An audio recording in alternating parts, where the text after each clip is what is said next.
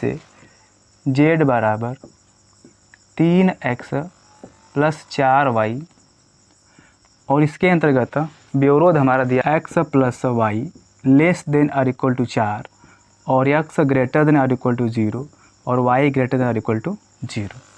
इसमें कहा गया है कि उद्देश्य फलन z का हमें अधिकतमीकरण करना है।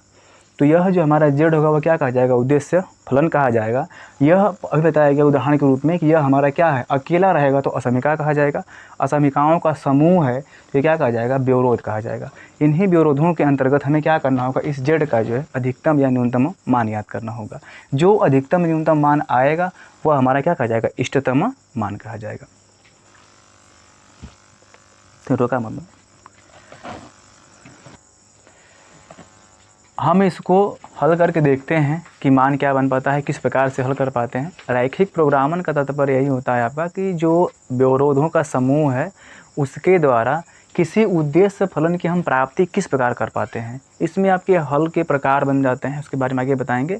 संगत हल होता है, असंगत हल होता है, सुसंगत है आपका, बद्ध है, परिबद्ध है। तो सबसे पहले इसको देख लेते हैं किस प्रकार से अगर बनाते हैं। पहले ये हमारा जो दिया गया है उद्देश्य फलन, सबसे पहले हम क्या करते हैं, ये जो हमारा x greater then y greater then यह है, सबसे पहले ये जो आपका व्यवरोध दिया गया है इसको हम हल करते हैं। हल करने के लिए क्या करना होगा, सबसे पहले इसका हम देखते हैं संगत समीकरण। संगत समीकरण कैसे बनाते हैं, x प्लस वाई बराबर कितना हो जाएगा, 4 हो जाएगा। अब हम क्या करेंगे, इसको ग्राफ पर दर्शाएंगे, तालिका पर बनाएंगे, कार्तीय तल पर बनाएंगे।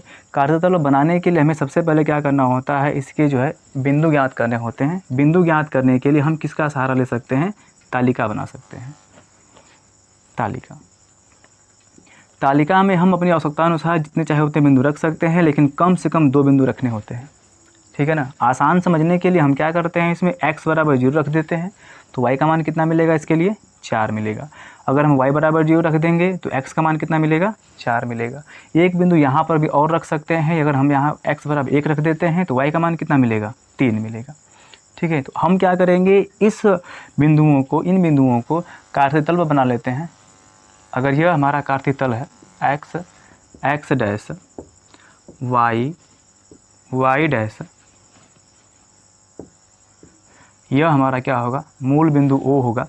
इसमें हम क्या करेंगे, इनको दर्शाते हैं 0,4। इसमें क्या करते हैं, आप ग्राफ पर बिंदु को दर्शा लेते हैं। यह बन जाएगा 1, यह बन जाएगा 2, यह 3, यह 4, यह 5।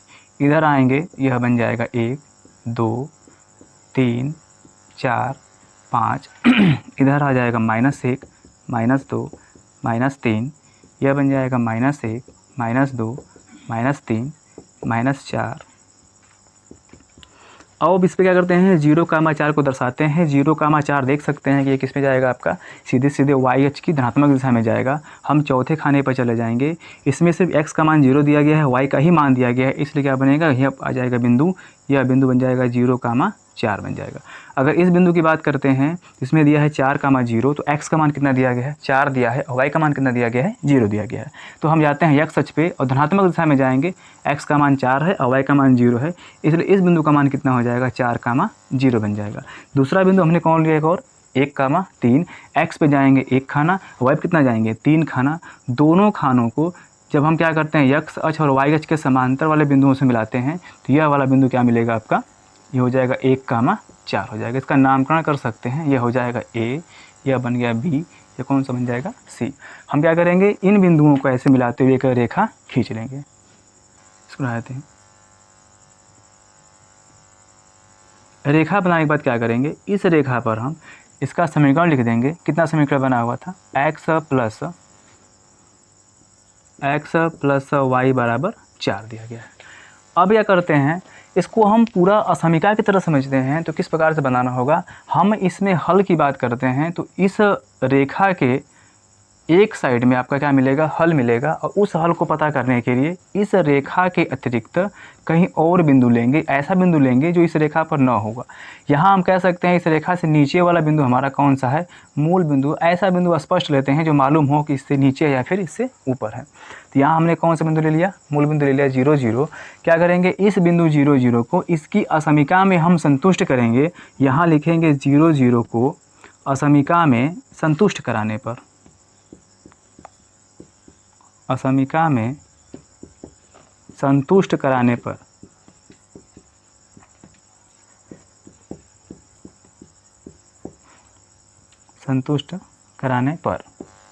इसमें जब मान रख रहे हैं यहाँ पर तो कितना मिलेगा, यहाँ पे 0 रखेंगे तो 0 + 0 लेस देन और इक्वल टू कितना मिल जाएगा 4। यहाँ पर देखेंगे तो 0 क्या हो जाएगा, लेस देन 4 बन जाएगा। ठीक है, अब हम क्या कहते हैं कि ये देखते हैं कि क्या यह 0 हमारा इस असमीका को संतुष्ट करता है कि नहीं करता है। यहाँ पे देख पाएंगे कि 0 क्या होता है, 4 से छोटा होता है, ये जानते हैं। और यहाँ पर भी क्या आ रहा है, 0 4 से छोटा आ रहा है। तो ऐसी कंडीशन में लिखते हैं कि यह मूल बिंदु जो 0 0 है वह क्या करता है, आपको असमीका को संतुष्ट करता है, संतुष्ट करता है। जब यह 0 0 असमीका को संतुष्ट करता है उस समय क्या करते हैं हम कि जिधर यह बिंदु होता है इस रेखा से उसी साइड क्या मिलता है, आपका इसका हल मिलता है। अर्थात क्या करेंगे, इस रेखा से नीचे की तरफ हमारा मूल बिंदु है तो इसलिए क्या मिलेगा, इस रेखा से नीचे की तरफ ही इसका हल मिलेगा, इधर मिलेगा हल आपका। ठीक है, और अब हम आते हैं दूसरी समीकरणों के लिए। दूसरी समीकरण यहाँ पर 2 दी गई हैं, इनका नाम क्या बताया गया है, ऋणोत्तर विरोध बताया गया है, ऋणोत्तर विरोध दिया गया है। इसका मतलब क्या होता है, x ग्रेटर देन और इक्वल टू 0। इसका मतलब ये है कि हमें क्या करना है, x का मान 0 से बड़ा रखना है। अगर इसका हम संगत समीकरण बनाना चाहते हैं तो यह बन जाएगा कौन सा, x बराबर 0। और x बराबर 0 जो होता है वो क्या होता है, YH की रेखा होता है, यह बनेगा। ठीक है ना, यह YH क्या होता है, समीकरण होता है x बराबर 0। और इसमें हमेशा ध्यान रखना है कि ये दोनों जब ऋणोत्तर विरोध आ जाते हैं, दूसरा वाला जो मान होगा y बराबर 0, यह किसका मान होगा, आपका YH का समीकरण होगा। और ऐसी कंडीशन में जब ऋणोत्तर विरोध आ जाएँ तो हमें याद रखना है कि इसकी वजह से जो हमें आंसर देखना होगा, जो हल देखना होगा, किस में देखना होगा, प्रथम चतुर्थांश में देखना होगा। किस में देखना होगा, आपका प्रथम चतुर्थांश में देखना होगा। इसके लिए हम क्या करते हैं, यहाँ पर यह हमारा मिल गया, अर्थात प्रथम चतुर्थांश हमारा यह है। इसी में इसका आंसर देखेंगे, कैसे आंसर देख पाएंगे यह कह रहा है x से ऊपर देखना होगा आपको, y से क्या इधर देखना पड़ेगा, इस रेखा से हमें क्या देखना है, आपको नीचे देखना है। तो हम क्या करते हैं, इसमें देखते हैं कि कौन सा भाग सभी के लिए कॉमन मिल रहा है, उभयनिष्ठ मिल रहा है। यहाँ देख पाएंगे आप, इस रेखा से हम नीचे ले रहे हैं, इस रेखा से नीचे ले रहे हैं, ऐसे। ठीक है, नीचे ले रहे हैं, नीचे ले रहे हैं, यही हमारा क्या मिल रहा है, यह इस पूरे का आपका हल मिल रहा है। इसी हल को हम कहते हैं सुसंगत हल। ऐसे हम क्या करते हैं, इसको छायांकित कर देते हैं या फिर पूरा जो है कलर कर देते हैं। ठीक है, अब हम क्या करते हैं, इस हल के लिए इसके कोणीय बिंदु पता करते हैं, क्योंकि हमें क्या करना है, रैखिक प्रोग्रामन करना है। तो रैखिक प्रोग्रामन करने के लिए हमें क्या करना होगा, इसके कोणीय बिंदुओं को लेते हुए z का अधिकतम और न्यूनतम मान याद करना होगा। तो सबसे पहले क्या करते हैं, आप इसका स्क्रीनशॉट ले लीजिए, देखते हैं आगे।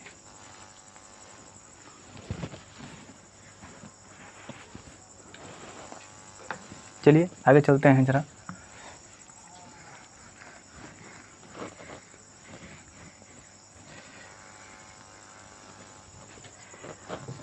इसका अधिकतम या न्यूनतम मान ज्ञात करने के लिए हमें क्या करना होगा, एक तालिका बनाना होगा इस टाइप से।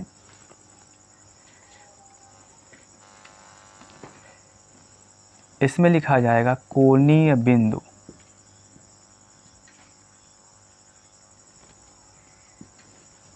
कोणीय बिंदु। इसमें लिखा जाएगा z का मान कितना है, 3x + 4y है। हमें कोणीय बिंदु कौन से मिल रहे हैं, यही हमारा आंसर वाला क्षेत्र है, हल वाला क्षेत्र है। यह बनेगा कौन सा, मूल पहला बिंदु दिया गया आपका 0 0, इधर कौन सा दिया गया है 4, 0, और एक बिंदु कौन सा है 0, 4। हम क्या करेंगे, इन सभी बिंदुओं को जेड में रखते हैं और देखते हैं कि जेड का मान कितना है। अगर हम 0 रखते हैं यहाँ पर, 3 × 0 और प्लस 4 के 0 से कितना मिलेगा आपका, 0 मिल जाएगा। अगर 4, 0 रखते हैं तो यहाँ मिलेगा 3 × 4 और प्लस 4 × 0, मान कितना मिलेगा, 12 मिल जाएगा। अगर हम 0, 4 रखते हैं तो यहाँ हो जाएगा 3 × 0 और प्लस 4 × 4, तो मान कितना मिलेगा उसके लिए, 16 मिलेगा। अब यही जो हमारा जेड का मान आया है, यही क्या कहलाता है, इष्टतम मान कहलाता है। इष्टतम मान वह होंगे जो क्या होंगे, सबसे बड़े और सबसे छोटे होंगे। इसमें देख रहे हैं कि यह हमारा क्या है, न्यूनतम मान है और यह हमारा क्या है, अधिकतम मान है। इस पूरे बिंदुओं के लिए यह मान क्या है, न्यूनतम है और यह मान क्या आपका है, अधिकतम है। इसलिए अगर इस वाले मान की बात पूछेगा, कहेगा न्यूनतमीकरण कीजिए, तो न्यूनतमीकरण किस पर होगा, 0, 0 पर न्यूनतमीकरण कितना मान मिलेगा, 0 मिलेगा। और अधिकतम मान कितना मिलेगा, 16 मिलेगा। किस बिंदु में मिलेगा, 0, 4 पर मिलेगा। ये है पूरा हमारा प्रोसेस रैखिक प्रोग्रामन के लिए। ठीक है, तो इस वीडियो में क्या करते हैं, हम इतना ही जानते हैं और क्या करेंगे, अगले वीडियो में हम थोड़ा सा और पढ़ेंगे।